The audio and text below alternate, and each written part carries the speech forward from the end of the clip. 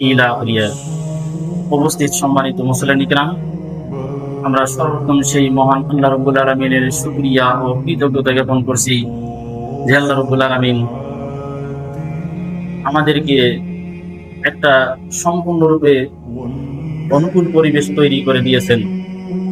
বিগত বেশ প্রায় মাস দুয়েক মতো হবে, এমন একটা দিন নাই যে সকালবেলা ফজরের নামাজ পর আবহাওয়াটা একেবারে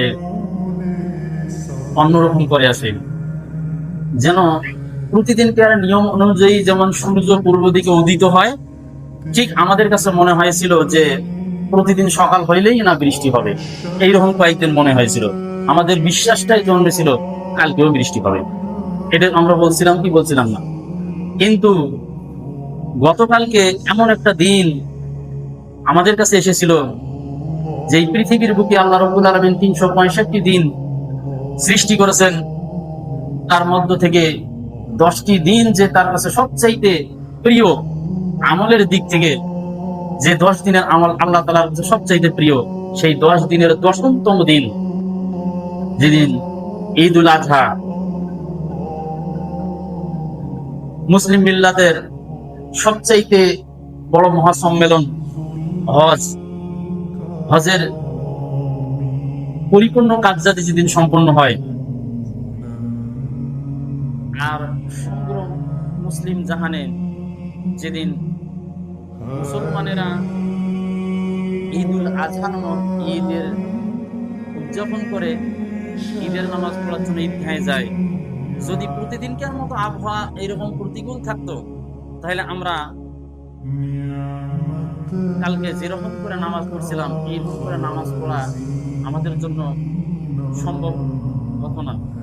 কিন্তু আল্লাহ রাব্বুল আলামিনের ইচ্ছা, তিনি আমাদেরকে এমন একটা পরিবেশ তৈরি করে দিয়েছেন যেটা আমাদের কাছে অভাবনীয়, অকল্পনীয়। কেননা আবহাওয়া অধিদপ্তর থেকে জানানো হয়েছিল আগামী 9 তারিখ পর্যন্ত বৃষ্টি হবে, কিন্তু 9 তারিখে এলাও 1 তারিখে আসে নাই। তার আগে এমন একটা দিন যেদিন মুসলমানদের কষ্ট হবে, অনেক কার্যাদি সম্পূর্ণ করতে হবে, আল্লাহ তাআলা তার নিজ থেকেই মুসলমানদের প্রতি রহমত বরকত নাজিল করে দিয়েছেন, এবং সুস্থ মস্তিষ্কে আমরা আমাদের ঈদুল আজহা সবাই পালন করছি এবং কোরবানি করতে পেরেছি, ঠিক কিনা? এবং আজকের দিনেও একটা হজের দিন, গরিব মুসলমানদের জন্য একটা হজের দিন। আজকের দিনেও ঈদের পরের দিন মুসলমানেরা ওয়াদা করেছে আল্লাহ তাআলার কাছে বিগত জীবনের ভুল ত্রুটি শুধরে নিয়ে